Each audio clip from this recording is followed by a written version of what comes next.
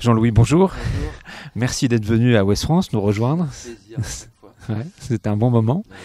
Tu es en concert ce soir à Rennes, à Oui. l'Opéra, dans une petite salle, ou moins grande salle que des Zéniths et des Stades de France pour les Très insus. jolie salle. C'était quoi ce besoin de se retrouver un peu face à toi-même et au public? C'était une envie surtout. Qui a démarré dans un petit théâtre à Paris, et puis peut-être avec les lives Facebook que je fais de temps en temps depuis mon téléphone portable. Et je me suis dit, j'ai envie de vivre la musique en live comme ça, et en proximité, et surtout dans des beaux endroits. Et on passe des moments extraordinaires chaque soir. J'improvise beaucoup, je revisite des chansons qui m'avaient peut-être un peu oubliées. Et puis, Par exemple? je ne sais pas, je crois en tout, je crois en rien. Par exemple, j'ai joué avant-hier, et quelquefois, je me retrouve bien à l'intérieur de ces chansons. Et puis, moment de partage avec les gens, bien aidé par les réseaux sociaux, et hop, une vie de troubadour comme je l'aime. Je crois que C'est ce que tu expliquais tout à l'heure, quand on s'est rencontrés. Il y a ce côté effectivement troubadour, ce besoin d'aller avec sa guitare, de parler aux gens, d'être un Oui. peu en prise directe, beaucoup plus que dans une énorme salle où finalement on n'est Voilà. pas Un en peu contact du avec les futur gens. aussi, parce que j'ai un peu de machinerie sur scène, et puis retraverser la France, mais c'est surtout dans le partage qu'on se retrouve. J'adore ça, quoi, en fait.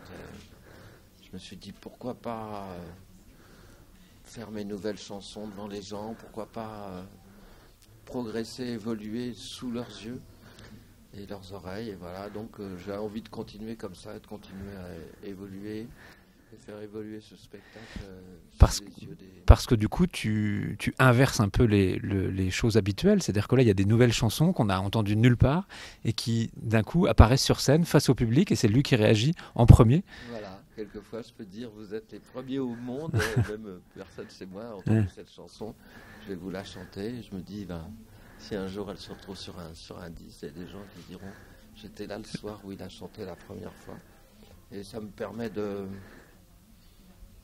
vivre au présent, quoi. Je suis très attaché en ce moment au moment présent, parce que je trouve que tout le reste, on l'a sur les réseaux sociaux, sur les médias, et je crois que cette notion de partage, on ne le retrouve pas que dans mes concerts, elle devient très importante.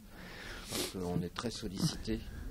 Donc de se créer des petits ventres d'émotions, d'amour, de moments présents, ça me paraît important.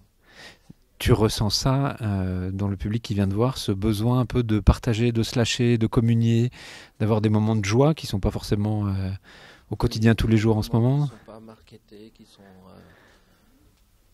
Et avec les réseaux sociaux, on a l'impression qu'on les mérite aussi, quoi. Ça se passe un peu en dehors du monde, en dehors de la vue des autres, c'est à nous. C'est bête, hein, c'est abstrait, mais ça me paraît... Enfin, en tout cas, c'est énormément de plaisir, en fait. Hein. Là, je suis empirique, hein, pragmatique, je ne sais pas où je vais, mais ce qui est sûr, c'est que j'y vais. Et si moi j'ai beaucoup de plaisir et que j'ai l'impression que c'est partagé, mais pourquoi pas le faire? Dans toute ta carrière et tes chansons, tu as eu des chansons d'amour, mais tu as eu aussi des chansons qui ont collé à la société, qui ont collé au fait du moment. Et d'entendre à nouveau des chansons qui ont pu être composées il y a 20 ou 30 ans, qui avaient déjà une actualité sur l'écologie, sur la colère, ça te fait quoi de voir aujourd'hui ces chansons redevenir d'actualité, un peu comme si rien n'avait changé ou comme si tu avais perçu les choses un peu avant tout le monde? Je crois que quand on n'est pas analytique et quand finalement il y a une synthèse d'informations qui nous arrive, mais parce que je prends mon petit déjeuner dans la rue, parce que je rêve un peu. Je rêve parce que les gens me donnent le droit de rêver en venant à mes concerts, en ayant fait de moi un artiste finalement. Enfin, comme disait Higelin, on est des guetteurs, on est un peu face sud, mais quelquefois on synthétise des choses dont on ne connaît pas le sens au moment où on les écrit. C'est sûr que bleu, blanc, vert, par exemple, j'ai appelé un album comme ça. Les verts n'existaient pas.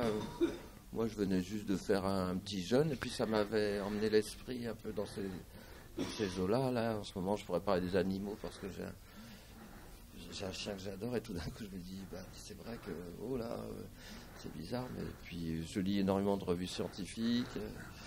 Je sais qu'il se passe quelque chose, parce qu'on découvre, c'est nous qui nous ouvrons. On est les explorateurs, il ne faut pas qu'on s'en veuille des erreurs qu'on a fait non plus. Puis c'est vrai que même le mot bombe humaine, à un moment, ça n'existait pas à cette époque-là, ce mot. Moi, je le voyais un peu comme une histoire de science-fiction. Et puis tout d'un coup, ça nous est arrivé dans la figure.